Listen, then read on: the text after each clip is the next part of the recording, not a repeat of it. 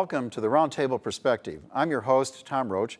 I'm joined by my guest today, Dr. Michelle E. Moore, who has co-authored a book recently about director, writer, and film critic Paul Schrader. Welcome. Thank you. Thanks for joining us. One of the interesting things about Schrader is he's one of the few people that hits all three of those categories, right? He writes, he directs, and he's also a film critic. I think similar to Peter Bogdanovich, I guess, right? Yes, but he's done all of those things at this point equally well. And he began first as a film student, starts going to the movies and becomes equally interested in film theory and in creating films about the same time.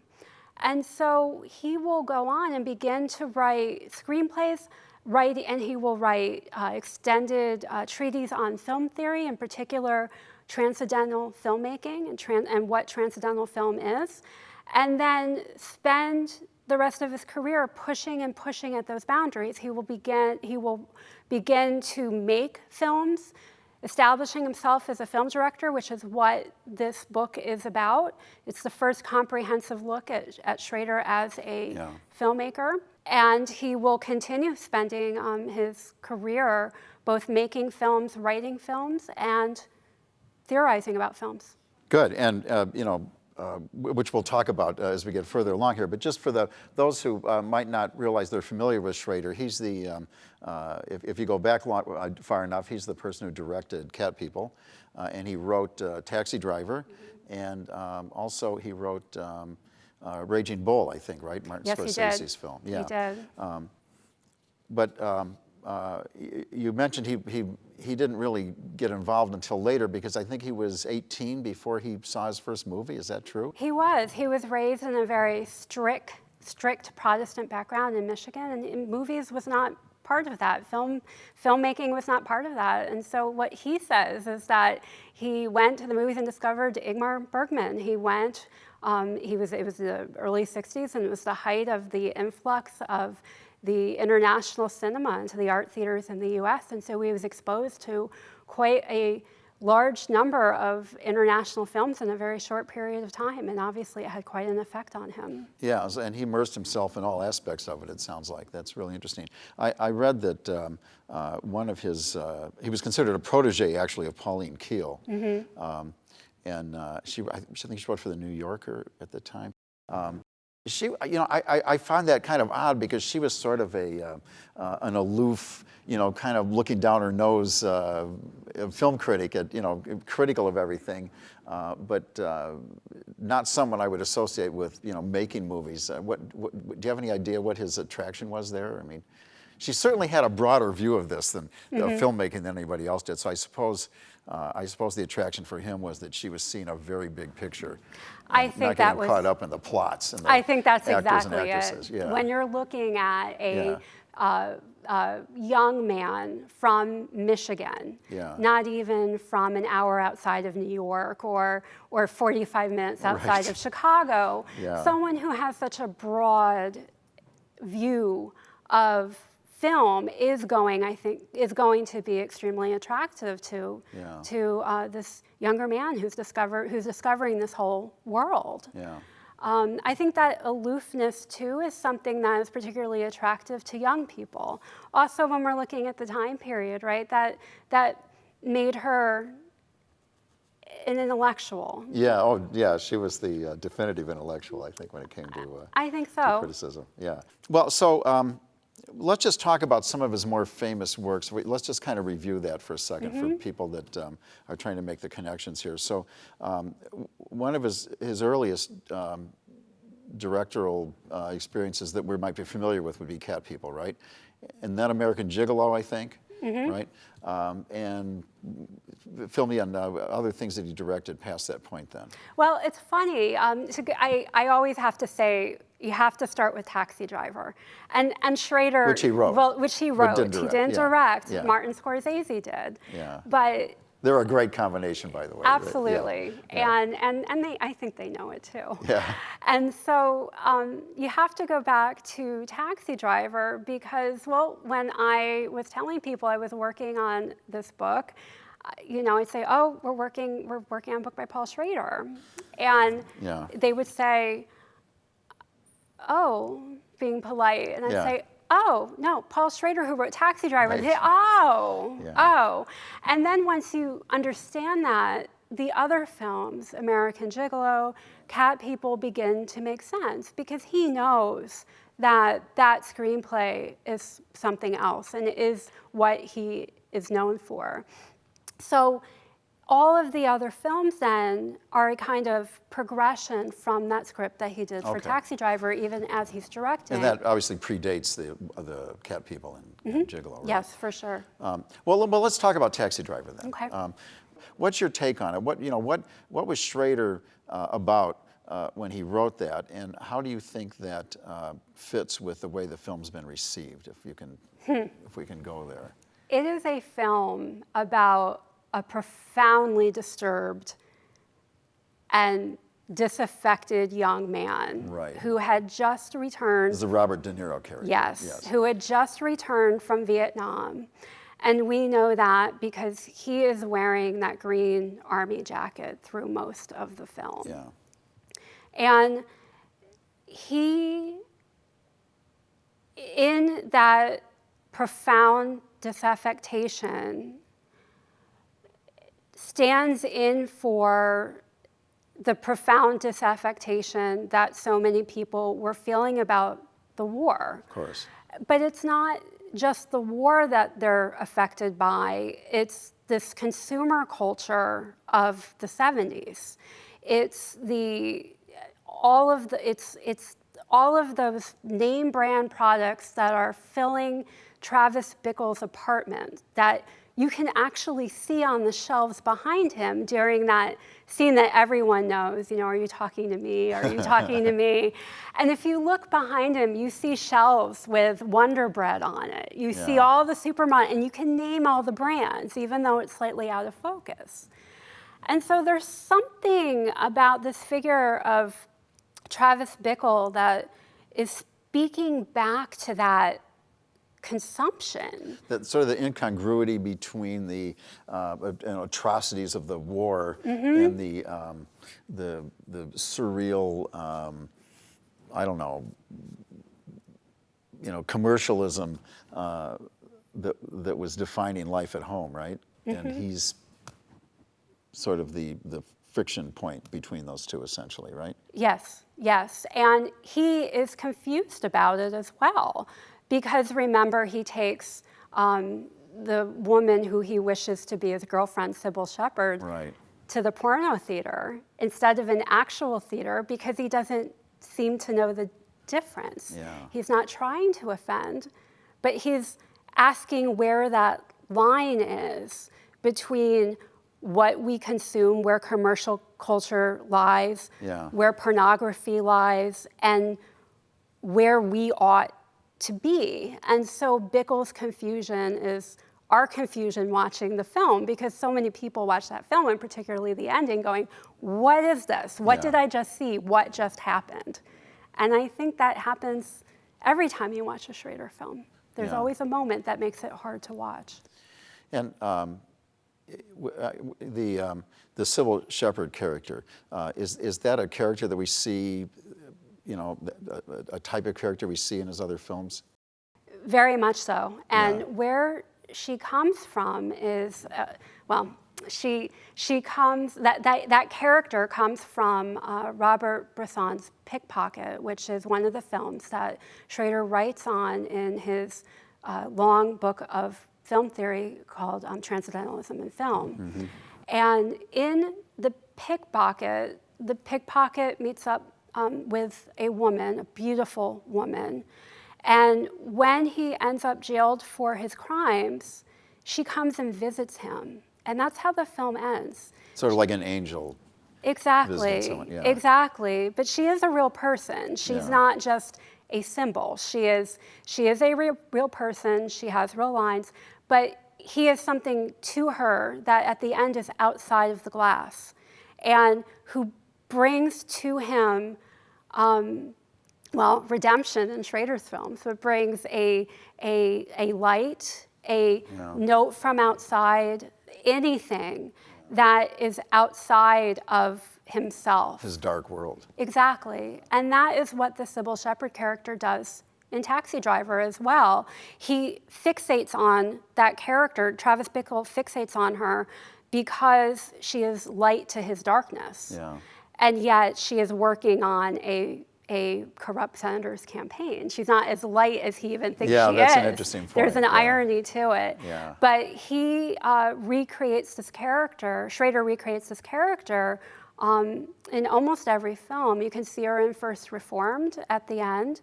She's in The Card Counter as Linda, La Linda, and it's as if on one hand he's retelling the story of Taxi Driver, retelling Bresson's The Pickpocket. Yeah. But on the other hand, he keeps doing it in different ways. It lets us know that there's more to say about this. There are more things that can be seen in this moment. And she's also sort of an antithetical character, which creates more of a contrast to the other character. What about the Jodie Foster character in Taxi Driver? What do we do with that? Well, she's a version as well. She's a version as well. The light, she is the one that Bickle wants to save, right? And will save from the Harvey Keitel pimp character. Of course, one of the ironies is that there really is no salvation in this movie. Just like the candidate is corrupt, there's a level of corruption everywhere, right? There is, and that's in Taxi Driver, and that's where Paul Schrader, as a film director, separates himself from Scorsese, because in his films there is a movement towards redemption, and we can see this in his recent ones, in First Reformed and in The Card Counter. Yeah. And this notion of the transcendental film is something that Schrader has not just written about, but has worked with, thought about, and it comes from a Japanese film director named Ozu. And the idea is that you create a film using slow camera takes so that the audience is forced to gaze unblinkingly at what it is that we're supposed to look at. It's slow, it's not fast, it's not edited. Because when you gaze into a space for 10 minutes, 15 minutes, 20 minutes, you are forced to meditate on what is happening in a way that editing normally prevents you from doing. You know, Kubrick does that too, doesn't he? I noticed that. I can remember watching his films thinking, are we going to cut now? Mm-hmm. And the camera just stays there. Yeah. He does. Kubrick, not to the extent that Schrader has in the recent films, but it's that you mentioned Kubrick is a strong connection, because in The Card Counter, there's a shot that Schrader returns to several times, looking down a hotel corridor. Yeah. And of course, it looks like The Shining, because that is the ideal uncanny shot of looking down a hotel corridor. And when we see that in The Shining, we know that there are things behind those closed doors. We know that this is not going to go well. We would not walk down that hall if we were there. Exactly, right? Yeah. And we don't. That's exactly it. The camera's fixed, right, looking down the hall. And when Schrader does that shot in The Card Counter, our protagonist, William Tell, that's his pseudonym, is walking towards us. And we're fixed as he is walking and walking towards us, because we're not going to walk down the hall, right? That's the Kubrick way. Well, then the camera slowly starts moving towards William Tell. And that's Schrader. That's where it changes. Yeah. And then as we are moving towards Tell suddenly stops, and the camera turns to follow him to stop at a door. So we are there right with William Tell, about to see who or what is behind that door. So it is a visual rewriting of The Shining, I think. Yeah. But it also forces us as an audience to meet that character where he's at.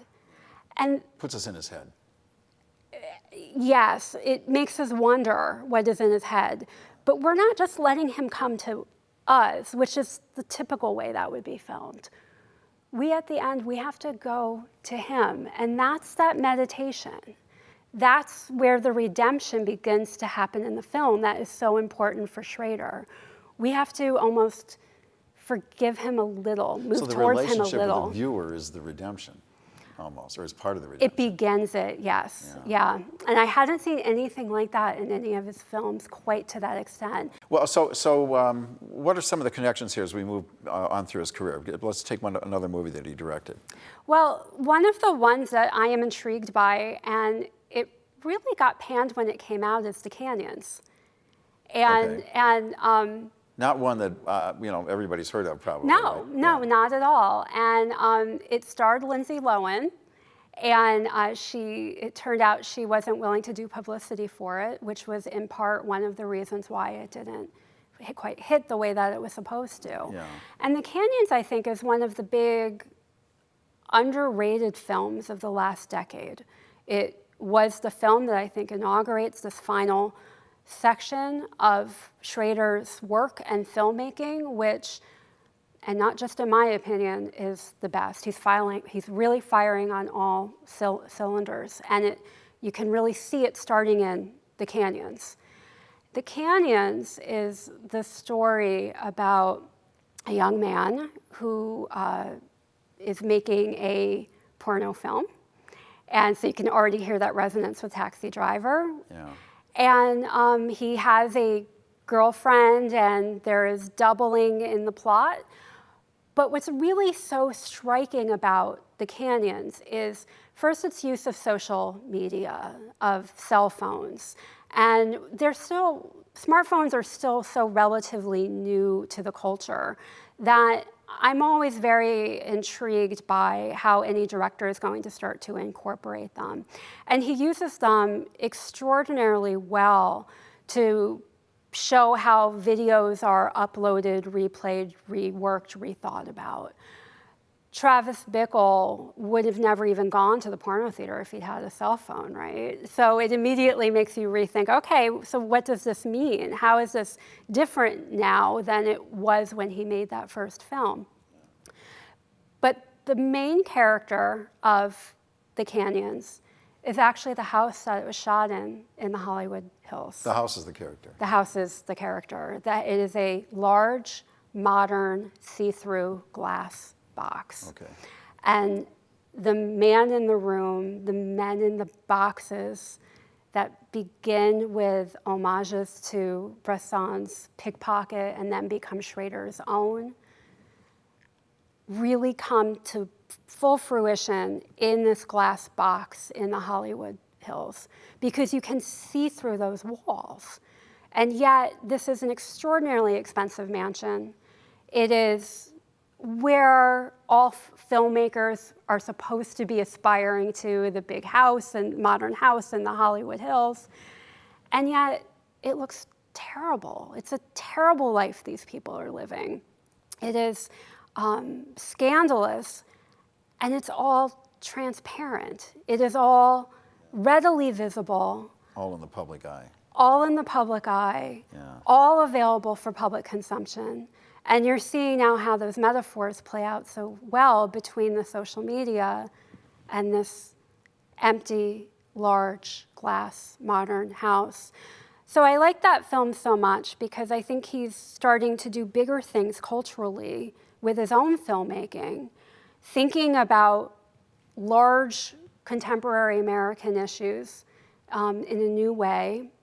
And also because I actually just think the visuals of that house are pretty cool. And I have interest in modernism and modernist architecture. And Schrader is one of many filmmakers right now who are doing work on the intersections of art and filmmaking and Yeah. modernism. But I think he was right there at the beginning of it. And you interviewed Schrader, right? Yes, my co-editor and I were lucky enough to have the opportunity to interview him for, I guess it was about 2.5 hours altogether. Yeah. About 3 years ago, I realized this week. So, and in New York at the Red Line Diner, and it was quite an opportunity and quite an experience. Did he? I know I'm sure you talked about his films, but did he talk about his past? Did he talk about coming of age and his early exposure, or did you just keep focused on the professional career mostly?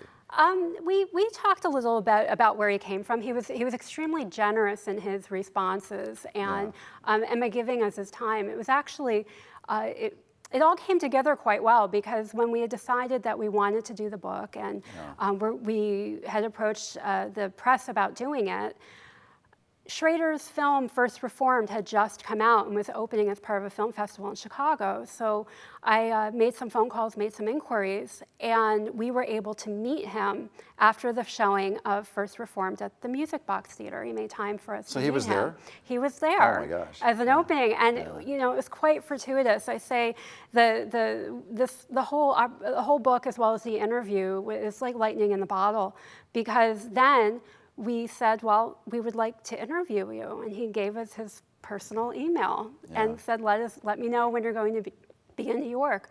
So we did. And he came in, and he had been working on getting a film together, getting a screenplay together. And he was actually an hour late. I think it might have been an hour and a half. We write about this in the interview and in the introduction of the edited volume. And he had actually been held up on the West Side Highway because a shooting had taken place. Oh. And How appropriate. Exactly. Given the subject of his movies. Exactly. Yeah. And the police were hunting around for shell casings and trying to get the suspect. And he was taking notes, no doubt, right? He was on the phone frantically trying, we believe, to get funding for the movie that has turned out to be The Card Counter. It just came out earlier this month. And he came in a rush, late, apologetic, and said, I was working on this thing, I was held up on the highway, and it's all just fallen apart. And that was our introduction, really, to Paul Schrader. That's great. Almost like catching him between scenes on a set, right? Precisely, precisely. Yeah, very hectic.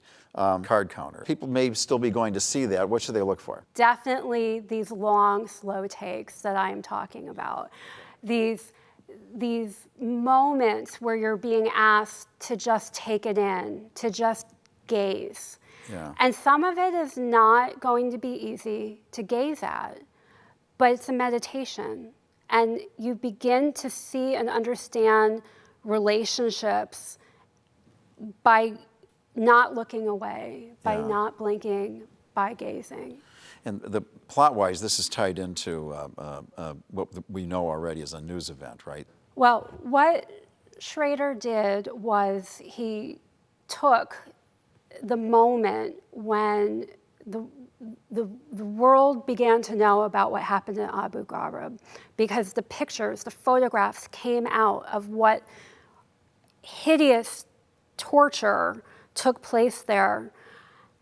And those pictures were every headline, seared on every newscast. Yeah. And he made a film about, well, what happened to those people in the photographs. And I'm trying not to go too far with it because I don't want to spoil connections. But the subject of the film is somebody who was imprisoned because he was a guard. Yes. Who was involved in that. Yes. And when he gets out, he's making a living. Can I say this as a card counter, yes, essentially, right? Exactly. And which is frowned upon by the casino. So if they catch you counting cards, they throw you out. Right. And as the card counter tells us, though, in the film, they only throw you out if you're taking in large amounts every single time. If you stay under the radar, you're fine. So he always does small bets. He only will take in 700 a night. He purposely does not do the large tournaments and doesn't take in large amounts of money because he doesn't want to bring any attention to himself. So if we compare him to the De Niro character in Taxi Driver, right? I mean, he's also got this, this ugly experience in back of him, right? This difficult experience, and he's come back into society. He's interfacing with people in kind of a trivial way. I mean, I'm sure it's not trivial to people who have gambling problems, but basically, you know, a frivolous activity essentially, right? But the difference is that he's moderated his behavior here. He's got this under control, whereas the taxi driver guy just exploded from the tension, right? Exactly, exactly. Very good. That's all the time we have for our program. I want to thank Dr. Michelle E. Moore for joining us on the Roundtable Perspective. I'm Tom Roach. I'll see you next time.